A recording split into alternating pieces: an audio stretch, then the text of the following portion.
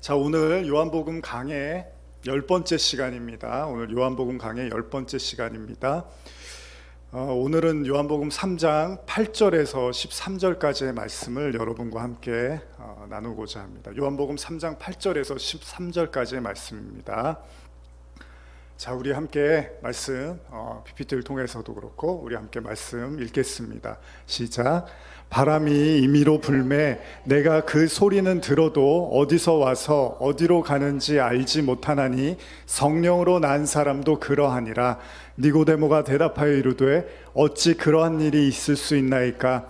예수께서 그에게 대답하여 이르시되 너는 이스라엘의 선생으로 이러한 것들을 알지 못하느냐. 진실로 진실로 내게 이르노니 우리는 이것을 말하고 본 것을 증언하노라. 그러나 너희가 우리의 증언을 받지 아니하는도다. 내가 땅의 일을 말하여도 너희가 믿지 아니하거든 하물며 하늘의 일을 말하면 어떻게 믿겠느냐. 하늘에서 내려온 자 곧 인자 외에는 하늘에 올라간 자가 없느니라. 아멘. 자, 오늘 계속해서 우리 지난 시간에 이어서 말씀을 나누려고 합니다. 우리 지난 시간에 거듭남에 대한 말씀을 잠깐 나눴었는데 오늘은 그 내용들이 계속 이어지고 있습니다. 요한복음 3장 8절 여러분들이 읽으셨는데 바람이 임의로 불매 내가 그 소리를 들어도 어디서 와서 어디로 가는지 알지 못하나니 성령으로 난 사람도 다 그러하다라고 예수님이 말씀하십니다. 다시 말하면 성령으로 난 사람들이 있다는 거예요. 물론 이 당시에는 예수님밖에 없었습니다. 아직 성령이 예수님이 십자가를 지셔야지만 성령이 오시기 때문에 예수님이 아직 십자가를 지지 않은 상태였기 때문에 이 성령으로 함께하는 예수님밖에는 없었습니다. 그러나 앞으로 예수님이 십자가를 지시고 부활하시고 승천하시면 이제 성령이 오셔서 제자들 가운데 그리고 많은 성도들에게 임하실 것을 말씀하시는 거죠. 니고데모가 이런 이야기를 듣고 이게 어떻게 가능합니까? 라고 말을 합니다. 그러니까 예수님이 뭐라고 하시냐면 너는 이스라엘의 선생인데 그것도 몰랐느냐 이런 얘기를 하세요. 그러니까 이게 당연하다는 거예요. 예수님이 봤을 때는. 근데 니고데모는 한 번도 들어본 적이 없는 거예요. 그래서 11절에 진실로 내게 이르노니 우리는 아는 것을 말하고 보는 것을 증언한다. 그러니까 이 얘기는 있는 그대로의 얘기를 하고 있다는 거예요. 어떤 철학적이거나 형이상학적인 어떤 모호한 얘기를 하는 게 아니라 아는 것과 본 것을 말한다고 말씀하십니다. 그런데 너희가 우리의 증언을 받지 아니하는도다라고 말씀을 하시는 거예요. 그러니까 사람들은 거기에 대해서 들으려고 하지 않고 알려고 하지 않는다는 겁니다.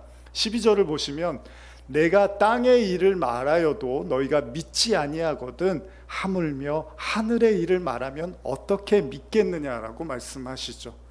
다시 말하면 사람들이 들을 수 있는 귀와 생각이 너무나 한정적이기 때문에 이 땅의 일을 얘기해줘도 사람들이 믿지를 못한다는 거예요. 그러니 어찌 하늘의 일을 너희들이 들을 수 있겠느냐라고 말씀하시면서 13절에 하늘에서 내려온 자 곧 인자 외에는 하늘에 올라간 자가 없느니라 라고 말씀하십니다. 사실 갈수록 태산입니다. 더 어려운 말씀이잖아요. 니고데모가 들었을 때는 이게 도무지 무슨 이야기인지 짐작이 가지 않을 겁니다. 여러분, 왜 사람은요 하나님의 소리를 듣지 못할까요? 왜 하나님이 말씀하시는데 우리가 그 소리를 듣지 못할까요? 여러분들 잘 아시는 것처럼 지구가 이렇게 자전을 하잖아요. 근데 그 소리를 여러분들이 듣지 못하잖아요. 근데 실제로는 굉장히 큰 소리라고 합니다. 그러니까 진짜 우리가 그 소리를 들으면 고막이 터져 나가겠죠. 그런데 하나님께서 그 소리는 듣지 못하도록 허락을 하신 거잖아요. 그런 거 들으면 큰일 나잖아요.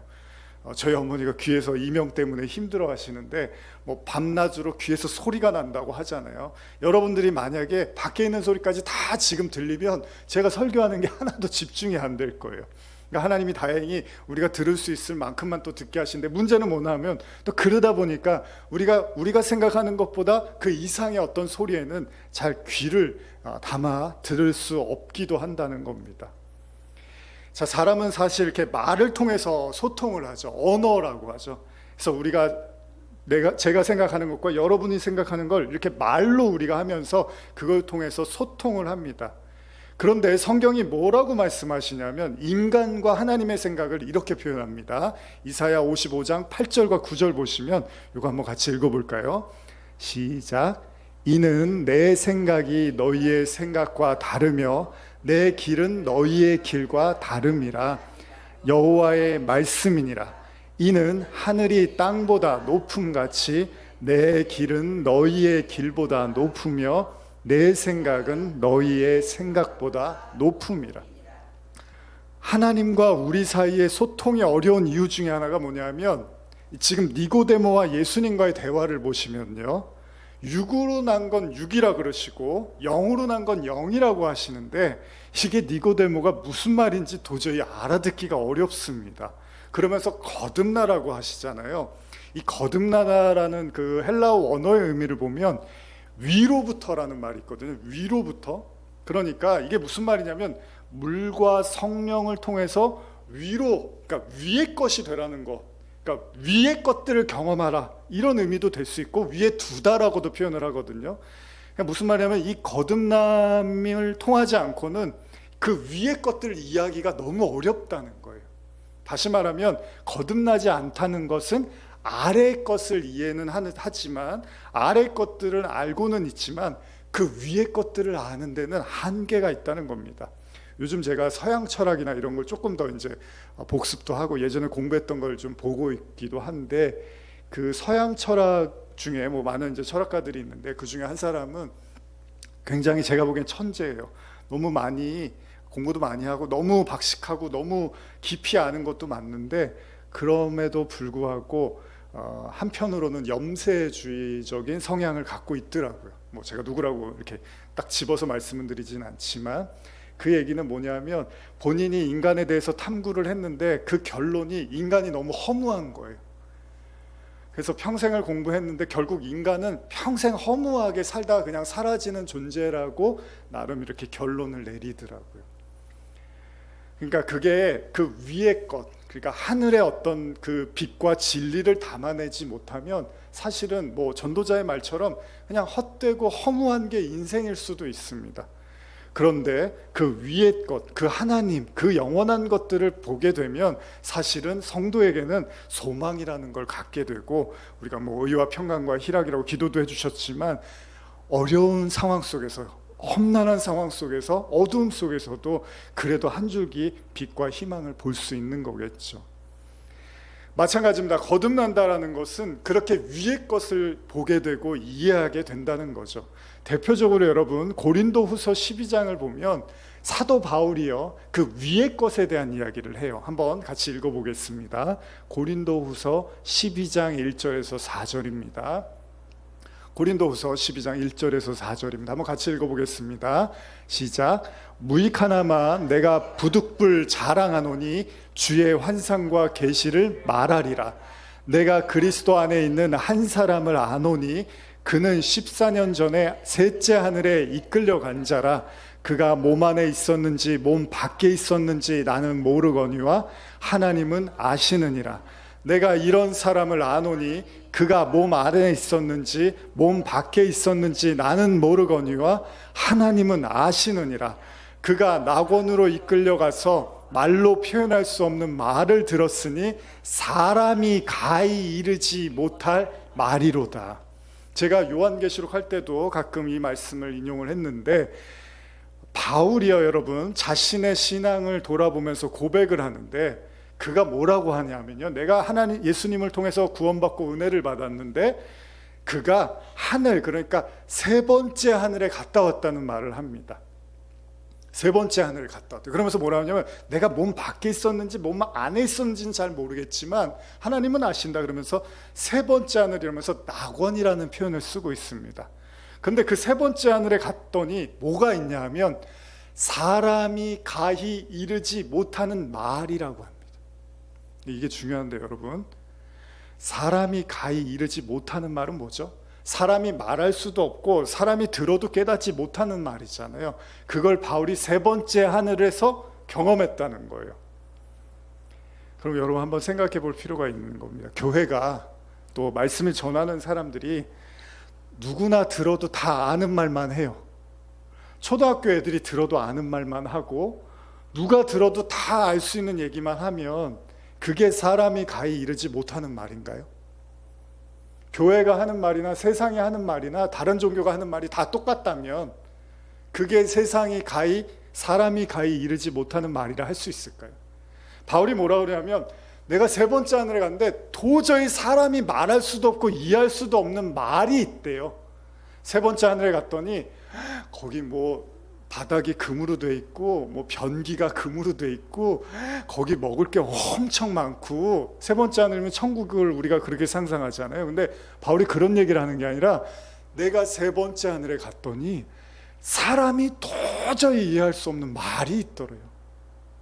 그러니까 여러분, 제가 지난주에도 말씀드렸지만 너무 쉬운 얘기만 들으려고 하면 안 됩니다.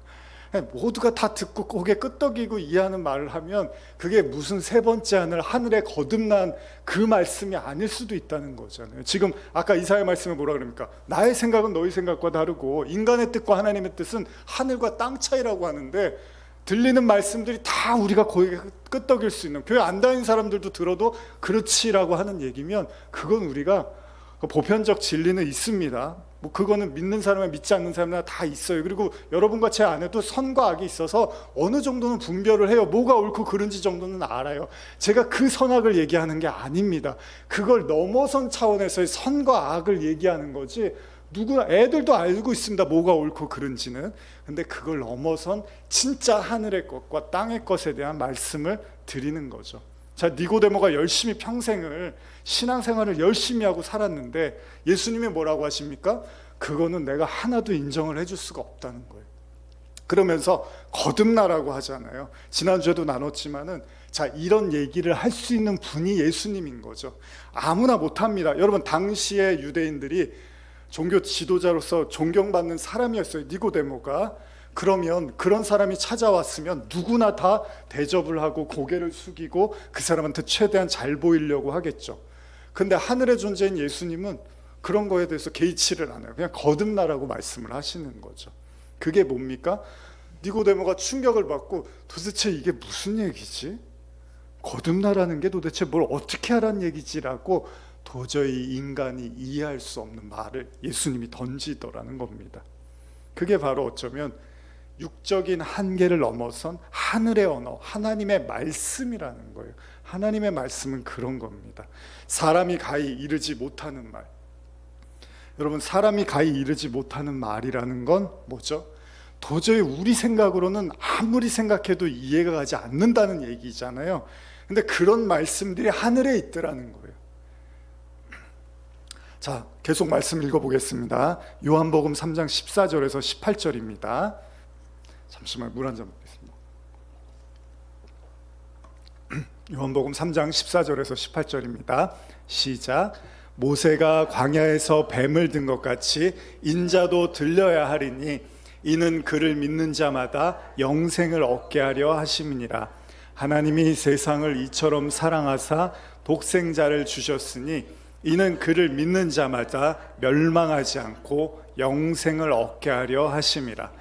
하나님이 그 아들을 세상에 보내신 것은 세상을 심판하려 하심이 아니요 그로 말미암아 세상이 구원을 받게 하려 하심이라.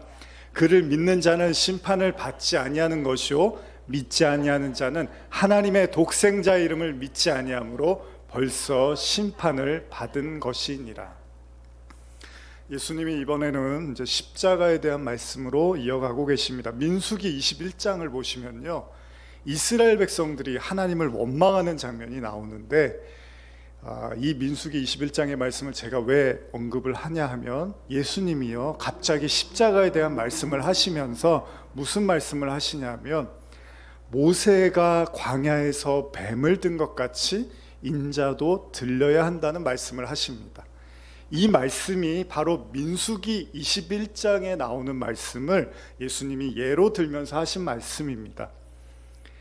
이스라엘 백성들이 애굽을 빠져나와서 광야의 생활을 하는데 이 광야의 생활을 하다가 지쳤습니다. 힘이 들었습니다. 그러다 보니까 하나님께 원망을 하는 장면이 민수기 21장에 나오는데, 제가 4절과 5절을 제가 읽어드리겠습니다. 백성이 호르산에서 출발하여 홍해길을 따라 에돔 땅을 우회하려 하였다가 길로 말미암아 백성의 마음이 상하니라. 백성이 하나님과 모세를 향하여 원망하되 어찌하여 우리를 애굽에서 인도하여 내어 이 광야에서 죽게 하는가? 이곳에는 먹을 것도 없고 물도 없도다. 우리 마음이 이 하찮은 음식을 싫어하노라 하매. 이스라엘 백성들이요, 이 광야의 길을 돌아가는 것도 힘들고 하나님이 주시는 만나도 먹을 게 못 된다는 생각이 드니까 하나님께 원망을 하고 있습니다. 그런데 하나님께서 그런 이스라엘 백성에게 어떻게 해야죠? 달래주셔야 되잖아요. 너무 힘이 들구나, 너희들이 너무 고생했구나, 오늘은 좀 더 맛있는 걸 내가 내려줄게 하면서 다독여줘야 되는데, 그 원망하는 이스라엘 백성에게 아주 독한 뱀을 보내서 다 죽게 만듭니다. 이게 참 하나님이 어쩌면 너무한다고 생각이 들 수도 있잖아요.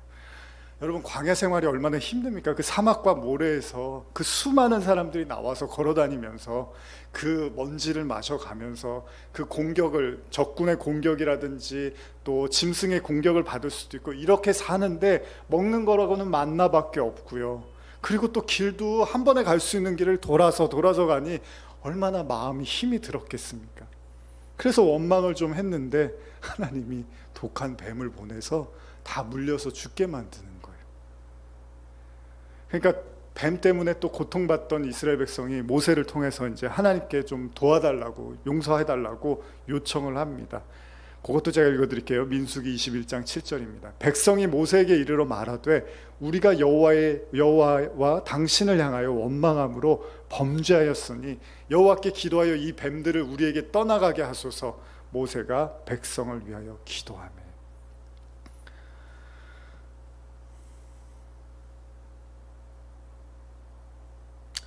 모세가 하나님께 기도를 합니다.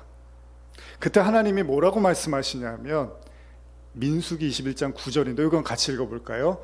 시작. 모세가 놋뱀을 만들어 장대 위에 다니 뱀에게 물린 자가 놋뱀을 쳐다본 즉 모두 살더라. 예수님이 지금 이 사건을 언급하신 건데, 뱀에 물려서 죽게 된 이스라엘 백성이요, 모세를 통해서 하나님께 용서를 구하고 살려달라고 하자 하나님께서 뭐라고 말씀하시냐면, 이 놋뱀, 그 뱀을, 놋으로 된 뱀을 만들어서 이렇게 올리고 그걸 사람들이 보게 되면 사람들이 살아날 거라고 이야기를 하게 되는 거죠. 근데 예수님이 지금 자신의 십자가를 언급하면서 인자도 모세가 광야에서 뱀을 든 것 같이 인자도 들려야 된다는 거예요. 바로 이게 십자가인데, 여러분, 십자가에 대한 이야기를 좀 오늘 나누려고 하는데, 오늘 그래서 이렇게 십자가, 저희 사순절 또 이미 시작은 했지만 좀 더 우리가 십자가에 집중하고자 하는 마음에서 이렇게 또 십자가도 달아놨는데, 십자가는 여러분들이 잘 아시는 것처럼 당시 로마의 처형 방식으로 매우 흉악한 범죄를 저지른 사람들을 십자가에 매달아서 죽였다고 합니다.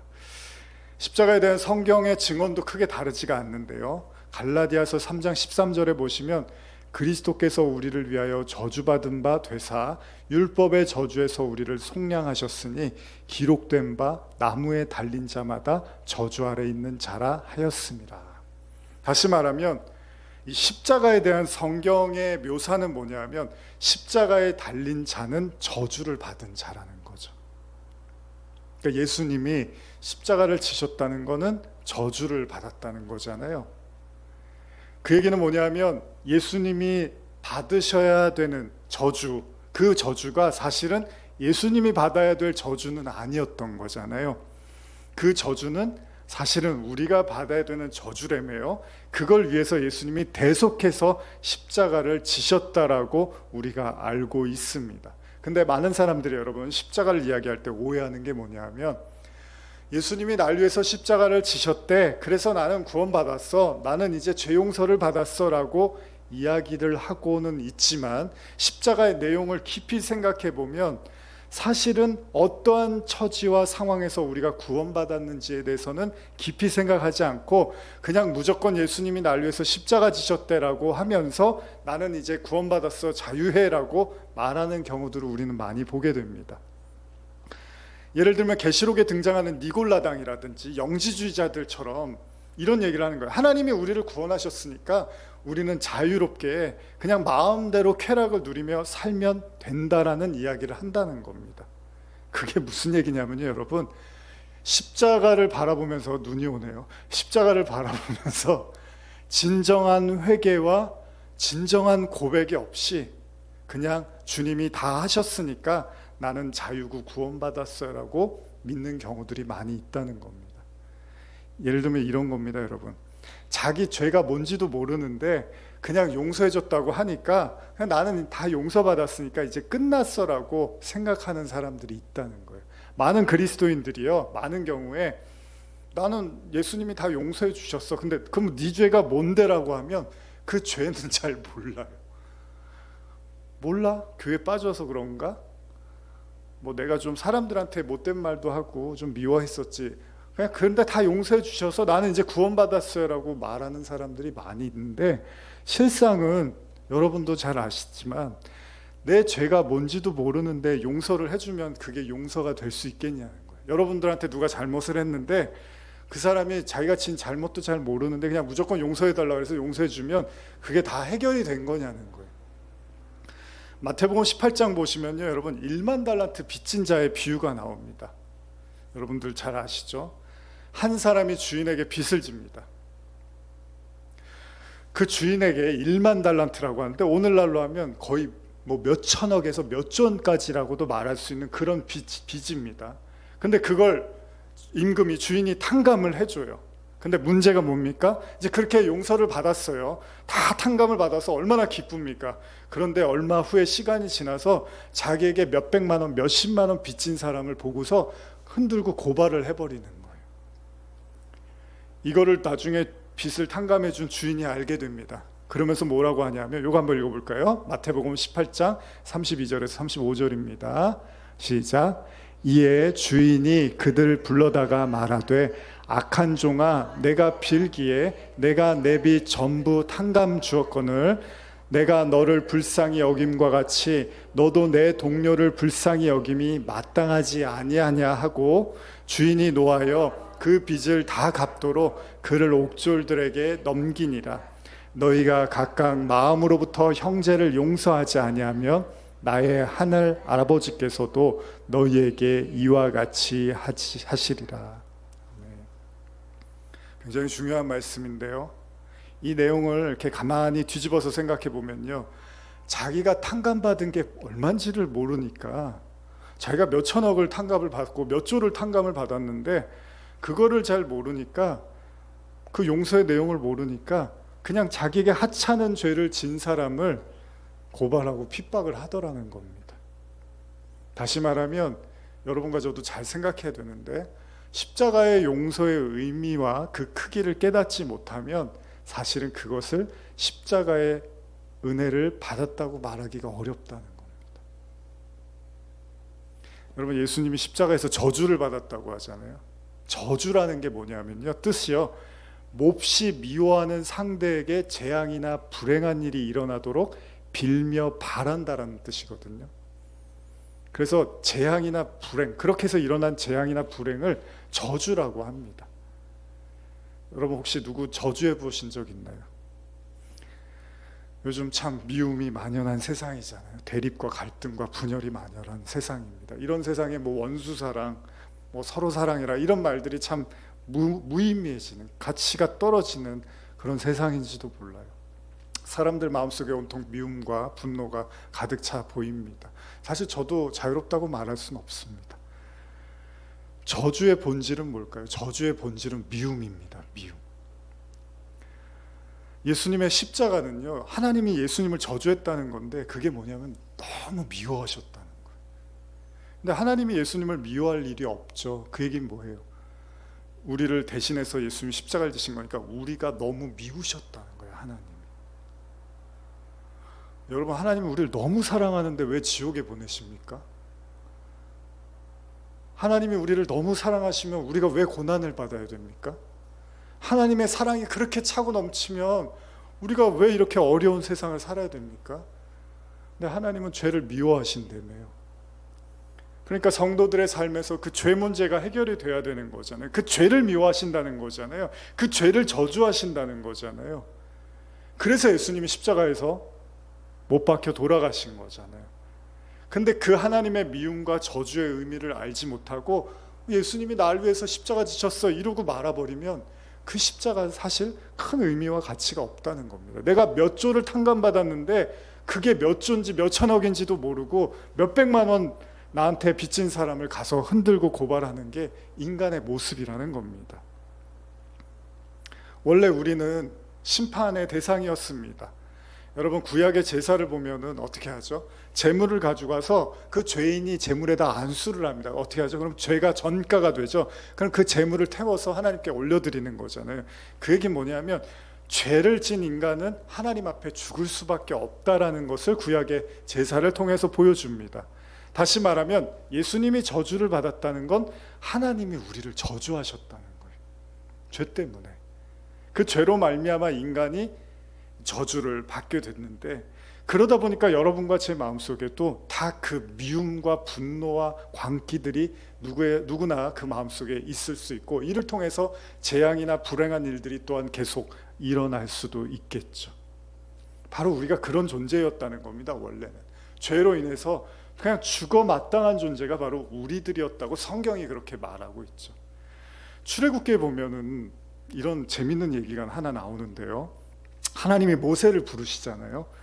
이스라엘 백성들이 애굽의 치하에서 신음할 때 하나님이 모세를 준비하셨다가 이 모세를 불러서 이스라엘 백성들을 끌고 나오게 하십니다. 그 엄청난 일을 모세에게 하나님이 맡기시려고 하는데, 하나님이 모세에게 그 일을 하라고 했더니 모세가 어떻게 하죠? 저는 못하겠습니다 그럽니다. 저는 말을 잘 못하고 저는 못하겠습니다라고 계속 거절을 하는데, 어렵게 하나님이 설득하시고 말씀하셔서 모세가 이제 하겠다고 하고 애굽에 들어가겠다고 합니다. 그런데 아주 성경이 특이한 이야기를 하고 있습니다. 이거 한번 읽어볼까요? 출애굽기 4장 24절에서 25절입니다. 같이 읽어보겠습니다. 시작. 모세가 길을 가다가 숙소에 있을 때 여호와께서 그를 만나사 그를 죽이려 하신지라. 십보라가 돌칼을 가져다가 그의 아들의 포피를 베어 그의 발에 갖다 대며 이르며 당신은 참으로 내게 피남편이로다 하니 여호와께서 그를 놓아주시니라. 그때 십보라가 피남편이라 함은 할례 때문이더라. 혹시 이 구절을 알고 계시나요? 그리고 혹시 이해도 하고 계시나요? 여러분, 그렇게 어렵게 하나님이 모세를 설득해서 애굽에 있는 자신의 백성들을 이제 끌고 나올 선지자로 부르셨어요.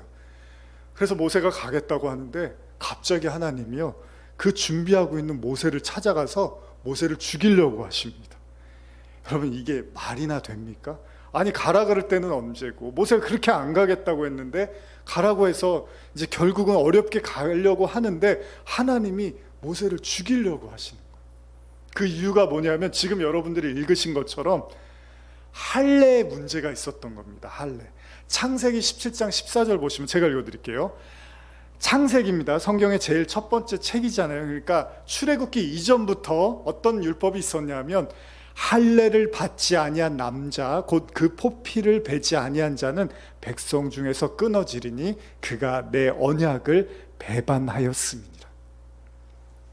이미 아브라함 때부터 하나님이 할례, 남자들을 할례를 받으라고 했습니다. 그리고 낳은 지 8일 만에 남자애들은 그 생식기의 포피를 자르는 할례 의식을 행하라고 했습니다. 그런데 지금 출애굽기에서 모세를 보니까 하나님이 왜 모세를 죽이려고 했냐면 모세가 그 할례를 하지 않은 거예요. 그래서 십보라 아내가 보고 있다가 빨리 할례를 해버린 거예요. 하나님이 죽이려고 하니까. 근데 이게 이렇게까지 하실 문제인가라는 생각을 하는 거죠. 주석을 보면 모세 아내 십보라가 미디안, 즉 이방 땅의 여인으로 모세와 낳은 둘째 아들에게 할례 베푸는 것을 반대했을 수도 있다는 거예요.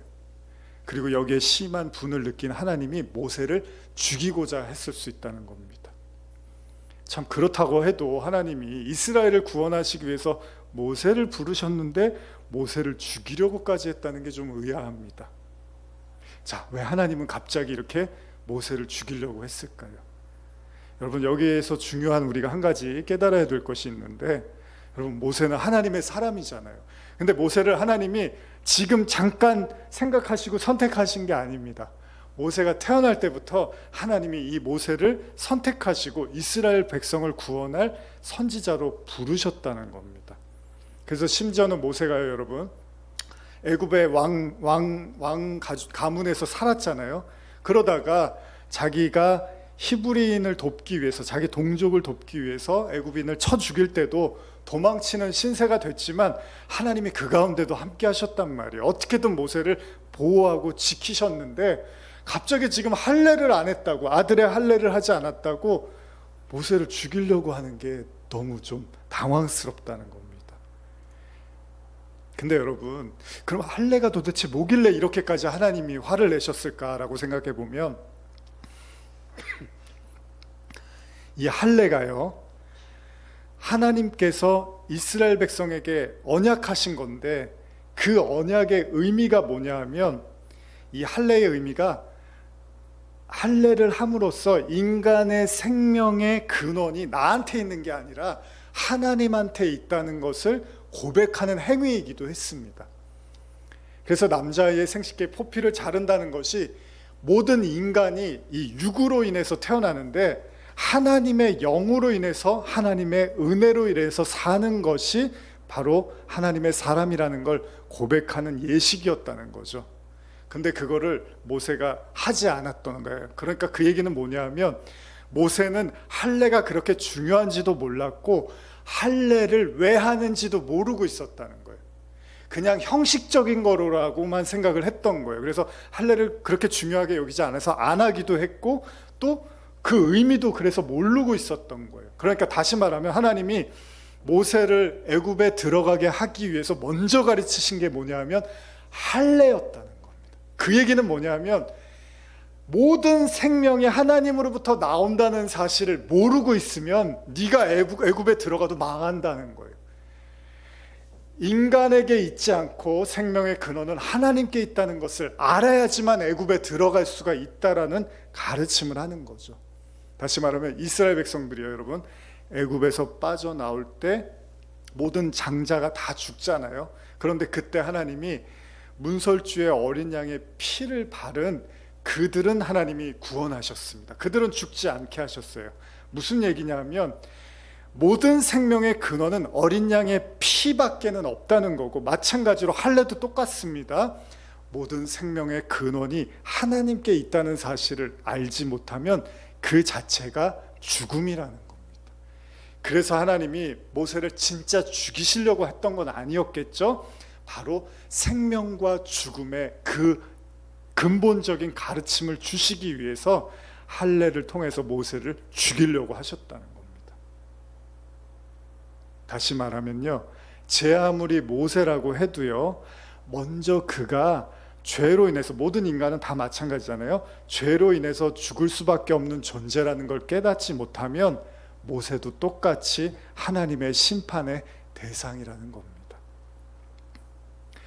여러분, 예수님이 노뱀을 말씀하시잖아요. 광야에서 떠돌던 이스라엘 백성들이요, 빨리 가나안을 들어가고 싶었는데 가지 못해서 화가 났습니다.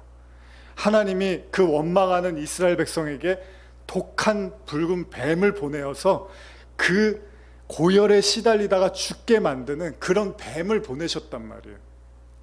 어떻게 우리가 이런 하나님을 사랑과 자비의 하나님이라고 말할 수 있겠습니까? 원망 좀 했다고 죽이려고 하시는 하나님이 무슨 사랑의 하나님입니까? 라고 생각할 수도 있지만, 또 한 가지는요, 그들이 한 가지를 잊고 있었다는 거예요. 그들이 애굽을 빠져나와서 광야 생활을 하면서 하나님이 매일 만나도 주시고 전쟁에서 이기게도 해주시고 여러 가지 어려움 속에서 지켜주시니까 그들이 뭐 한 가지를 잊어버렸냐면요, 바로 하나님이 이 이스라엘 백성들을 사실은 죄인임에도 불구하고 참고 기다리고 계시는데, 그들은 반대로 자신들이 하나님을 참고 기다린다고 착각했다는 겁니다. 사실은 하나님이 그들이 교만하고 여전히 죄 가운데 있고 여전히 애굽을 그리워하고 있고 여전히 하나님의 통치를 받기를 원하지 않고 있다는 걸 하나님이 잘 아심에도 그들을 끝없이 참고 인내하고 계셨는데, 이스라엘 백성들은 자신의 마음, 자신의 죄를 보지 못하고 그냥 하나님이 해주지 않는 것들에 대해서 화만 내고 원망만 하고 있었다는 것입니다. 그들은 그냥 선민이고 하나님이 그냥 절대적인 자기의 편이라는 착각 속에서 자신들의 실제의 모습을 보지 못했다는 거죠. 여러분, 복음을 깨달은 바울이 제일 먼저 이런 고백을 하는데요, 디모데전서 1장 16절 보시면 한번 읽어볼까요? 시작. 그러나 내가 긍휼을 입은 까닭은 예수 그리스도께서 내게 먼저 일체의 오래 참으심을 보이사 후에 주를 믿어 영생을 얻은 자들에게 본이 되게 하려 하십니다. 바울이 뭘 깨닫냐면, 내가 인내하고 있는 게 아니라 하나님이 나를 참고 있었다는 걸 깨닫게 됐다는 거죠. 원죄라는 게 그렇습니다. 이 죄라는 게요, 시간이 오래 흘러도 잘 깨달아지지가 않습니다. 성경에서 뱀은요, 하나님의 원수이고 저주의 멸망의 대상입니다. 지금 예수님이 뭐라 그러니까 내가 이 뱀으로, 노뱀으로 달려야 된다는 거예요. 그 얘기는 뭐냐면, 여러분과 제가 그 왜 예수님이 그 뱀으로 왜 달려서 돌아가셨는지를 이해하지 못하고 깨닫지 못하면 하나님은 여전히 우리를 참고 계시는 거라는 거죠. 요한복음 3장 16절에 하나님이 세상을 이처럼 사랑하신다고 했잖아요. 그런데 우리가 아니 사랑하시는 하나님이 왜 우리에게 이렇게 고난과 어려움만 줘라고 하면, 그건 아직 우리가 우리의 죄를 잘 모르기 때문이라는 거죠. 그러다 보니까 그 하나님의 인내와 사랑도 잘 안 느껴지는 거죠. 아니 내가 내 죄를 모르는데, 여러분 아까 그 1만 달란트의 비유처럼 내가 1만 달란트를 빚진 사람이라는 것을 모르면요, 나한테 10만 원 아니 100원만 꾸어도 화가 나는 거예요. 근데 내가 몇 천억을 꾸었는데 그거를 용서받은 사람인 걸 알면요, 나한테 1000만 원 아니 나랑 똑같이 나만큼 잘못한 사람도 용서가 되는 거예요. 근데 내가 그렇게 용서받은 적이 없으니까 용서가 안 되는 거예요. 그래서 예수님이 주기도문에서 뭐라 그럽니까? 우리가 우리에게 죄 지은 자를 사하여 준 것 같이 우리의 죄를 사하여 준다는 게 그런 얘기입니다. 내가 이만큼 용서를 받았으니까 이만큼 용서가 되는데, 내가 요만큼 용서받았다고 생각하니까 내가 요만큼 이상한 용서를 절대 죽어도 못 하겠는 거죠. 이게 인간의 모습이고, 오늘날 많은 성도들이 십자가 하는데 실상은 몰라요. 1만 달란트 빚졌다는 사실을. 그러니까 제가 늘 그러잖아요. 사람들이 죄 얘기하면 뭘 그렇게 많은 죄를 졌다고 목사님 맨날 죄 얘기만 하십니까? 그런다고요.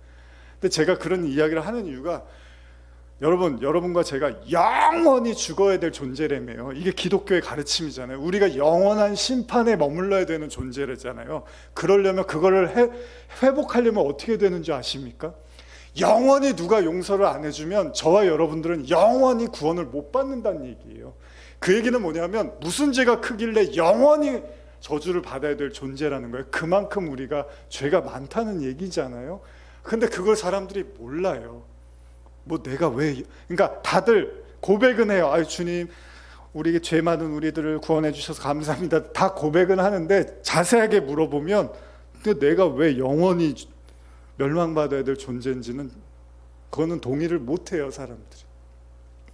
그래서 여러분, 십자가의 능력이 나타날 수가 없는 거고, 오늘날 교회가 수많은 이런 어떤 부패와 그리고 신앙의 어떤 이런 모순들과 이런 모습들을 보일 수밖에 없는 게, 그 십자가에서 그 죄가 뭔지를 모르는 거예요, 사람들이. 내가 왜 영원히 죽어야 되는지를 모르는 거예요. 그러니까 영원히 용서해 주셔도 난 필요 없는데요, 이러는 거예요. 내가 왜 영원히 구원받아야 돼요? 나는 그만한 죄를 안 졌다는 거죠. 그렇다고 제가 여러분들에게 죄를 강요하고 싶은 것도 아닙니다. 그게 강요돼서 될 게 아닙니다. 죄라는 건 그렇습니다. 시간이 흐르고 어느 순간이 되면 깨달아지는 거잖아요. 그럼에도 불구하고 세례 요한이나 예수님이 외치는 이유는 언젠가는 이 메시지가 10년이든 20년이 지나든 누군가에게는 깨달아질 거라는 거예요. 제가 지금 이렇게 설교한 게 나중에 10년, 20년 후에 누가 그 설교를 듣다가 그래서 목사님이 이런 얘기를 자꾸 하셨구나라고 나중에는 누군가는 말하겠죠. 그러니까 저도 시간을 넘어선 설교를 하는 거예요. 지금 꼭 여러분들한테 죄가 많아서 드리는 말씀 아닙니다. 여러분들은 너무 잘하고 계실지도 몰라요. 잘 알고 계실지도 몰라요. 그러나 누군가는 이 온라인을 통해서나 듣다가 내가 그런 죄인이었구나라고 누군가는 생각해야 된다는 거죠. 그래야지 영원히 사는 거 아닙니까? 그러니까 설교는 영원한 죽음과 영원한 구원을 말해야 되는 거예요. 오늘 어제 죄진 거 가지고 용서해 주시고 다음 주에도 용서해 주세요. 이거는 우리를 구원할 수 있는 구원이 안 됩니다. 내가 왜 영원히 지옥에 갈 수밖에 없는 사람인지를 아는 사람한테만 영생이 주어지는 거죠. 여러분들이 그래야지만 영원히 천국에 갈 수 있는 겁니다. 제 아무리 모세라도 하나님은 예외가 없습니다. 너도 생명과 죽음이 뭔지를 모르면 심판의 대상이라는 겁니다. 요한복음 3장 19절에서 21절 한번 읽어볼까요? 시작. 그 정죄는 이것이니 곧 빛이 세상에 왔으되 사람들이 자기 행위가 악함으로 빛보다 어둠을 더 사랑한 것이니라. 악을 행하는 자마다 빛을 미워하여 빛으로 오지 아니하나니 이는 그 행위가 드러날까 함이요 진리를 따르는 자는 빛으로 오나니 이는 그 행위가 하나님 안에서 행한 것임을 나타내려 함이니라 하시니라. 이제 설교를 마무리해야 될 것 같습니다. 사람들이 복음을 왜 외면할까요? 성경은요, 요한복음 3장 18절 아까 읽었던 내용 중에 18절만 제가 한 번 더 읽어드릴게요. 그를 믿는 자는 심판을 받지 아니하는 것이요 믿지 아니하는 자는 하나님의 독생자의 이름을 믿지 아니함으로 벌써 심판을 받은 것입니다. 뭐라고 성경이 말하고 있냐면요, 지금 여러분들이 믿으면 그 자체가 심판으로부터 벗어났대요. 근데 또 뭐라고 하냐면, 근데 믿지 않는 사람은 이미 심판을 받았대요. 이게 굉장히 중요한 말씀입니다. 여러분들이 진심으로 믿으면 여러분들은 이제 이 죄와 사망과 이 육신의 한계로부터 완전히 벗어난 자들이라는 거예요.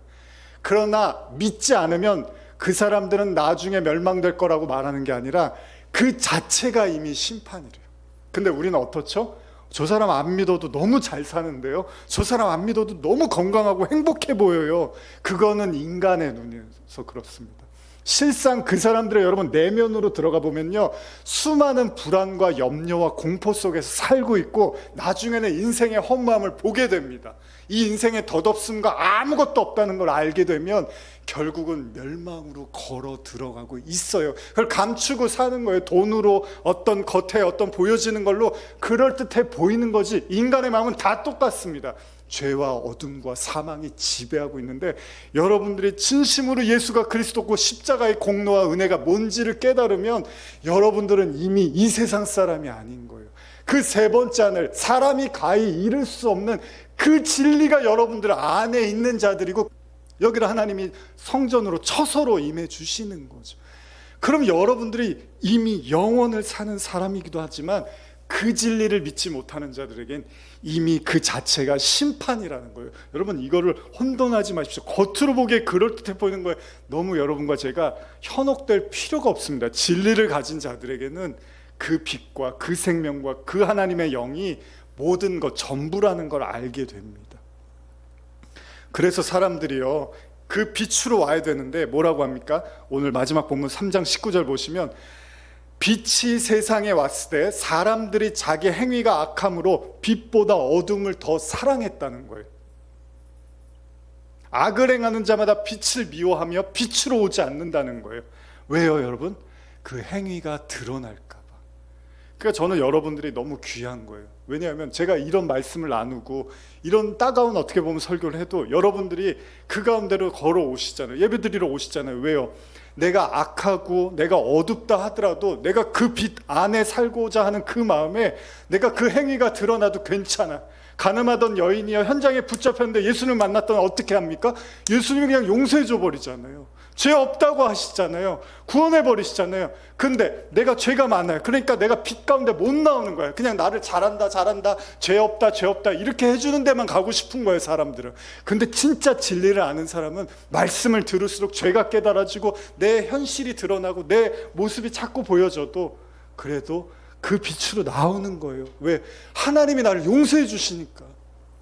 근데 그 용서를 받고 싶지 않은 사람, 왜 내가 하나님의 용서가 필요합니까? 내가 얼마나 열심히 살았는데. 바리새인의 기도가 그거 아니었습니까? 하나님, 내가 11조 했고 내가 좋은 일도 많이 했고 예배도 드리고 금식도 했는데 뭘 내가 왜 용서를 받아야 돼요? 이게 자기의 의로 사는 사람들이죠. 그러나 저와 여러분들은 하나님 앞에서 우리의 모습들이 다 까발려져도 괜찮아요. 예수가 용서해 주잖아요. 그 용서로 우리가 사는 거잖아요. 그게 십자가의 사랑이잖아요. 그래서 베드로가 3번이나 저주를 했는데 예수님이 3번이나 용서를 해주시는 거죠. 괜찮다는 거예요. 그래서 진리를, 3장 21절입니다. 요거 읽고 이제 마치겠습니다. 시작. 진리를 따르는 자는 빛으로 오나니 이는 그 행위가 하나님 안에서 행한 것임을 나타내려 함이라 하시니라. 진짜 빛으로 나오는 분들은 괜찮습니다. 하나님의 용서와 사랑으로 여러분들이 거듭나는 거예요. 그게 다시 태어나는 거고 그게 영생을 살 수 있는 문이 열리는 겁니다. 예수님이 노뱀으로 달리신 그 이유가 뭔지를 알고, 그 십자가에 왜 달리셨는지를 알고, 그 죄가 뭔지 알고, 그 저주가 뭔지를 깨달은 자들에겐 이제 영원한 구원과 축복이 기다리고 있습니다. 여러분들 지금 오늘날의 삶이 많이 힘들고 어렵다 하더라도 여러분들에게 하나님이 주신 용서와 사랑을 잊지 마십시오. 그리고 그거 붙잡으면 됩니다. 내 처지와 내 마음과 내 죄가 어떻든 주님의 그 나를 향한 영원한 용서와 사랑만 의지하면 여러분들이 바로 세상을 비추는 빛으로 살게 될 것입니다. 기도하시겠습니다. 하나님, 십자가의 은혜를 나누며 또 우리가 영죽을 수밖에 없다는 그 사실 또한 우리가 나눠봅니다. 물론 그것이 마음으로 다 인정되어지지 않고 깨달아지지 못할 수도 있습니다. 그러나 언젠가 주님의 사랑이 얼마나 크고 위대했고 나를 향한 그 사랑이 정말로 하늘보다 바다보다 넓고 높고 깊음을 깨달았을 때 우리가 주님을 찬송하고 그 기쁨과 감사함으로 살 또 그날을 고대해 봅니다. 오늘 말씀을 듣는 모든 성도들에게 이 십자가의 사랑과 용서가 마음속 깊이 넘쳐나게 하여 주시옵소서. 축복하며 예수님의 이름으로 기도드립니다. 아멘. 우리 함께 누군가 널 위해 기도하네 함께 찬양하고 축도로 마치겠습니다.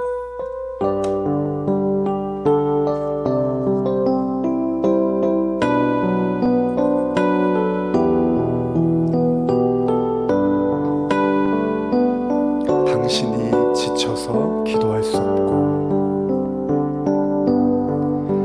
당신이 지쳐서 기도할 수 없고 눈물이 빗물처럼 흘러내릴 때 주님은 아시네 당신의 약함을 사랑으로 돌봐주시네. 누군가 널 위해 누군가 널 위하여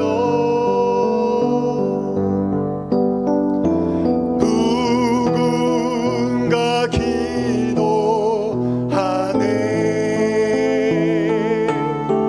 내가 홀로 외로워서 마음이 무너질 때 누군가 널 위해 기도하네.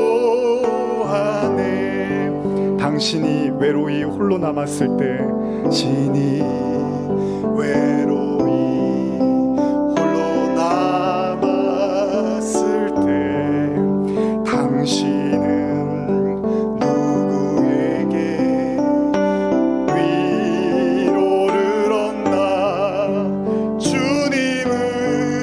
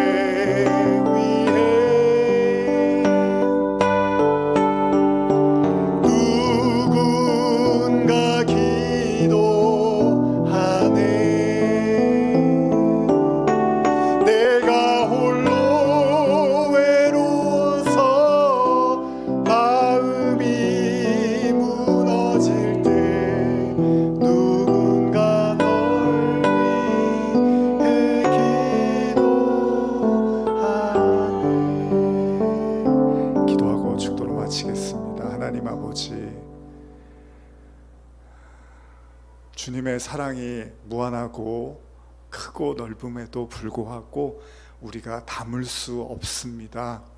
왜냐하면 우리가 그 사랑을 받을 때로는 준비가 되지 않고 우리의 생각과 의에 막혀서 하나님의 사랑이 우리 안에서 넘치지 못할 수 있습니다. 하나님, 오늘 말씀을 들으며 왜 우리가 영 죽을 수밖에 없는 죄인인지를 또한 생각해 봅니다. 그리고 그 죄를 고백하고 깨달을 때 그 무한한 하나님의 사랑이 우리 안에 샘솟게 하시고 십자가의 은혜로 그 부활의 능력으로 우리의 삶에 나타나기를 간절히 소원합니다. 주 예수 그리스도의 은혜와 하나님 아버지의 사랑과 성령의 교통하심이, 모세가 광야에서 뱀을 든 것 같이 인자도 들리어야 하리니, 오늘 그 저주의 십자가에 매달린 예수님을 바라보며 저주받을 수밖에 없는 내가 바로 그 주님의 은혜를 입은 당사자임을 고백하며 감사하며 고개 숙인 모든 성도들 머리 위에 지금부터 영원히 함께 있을지어다. 아멘.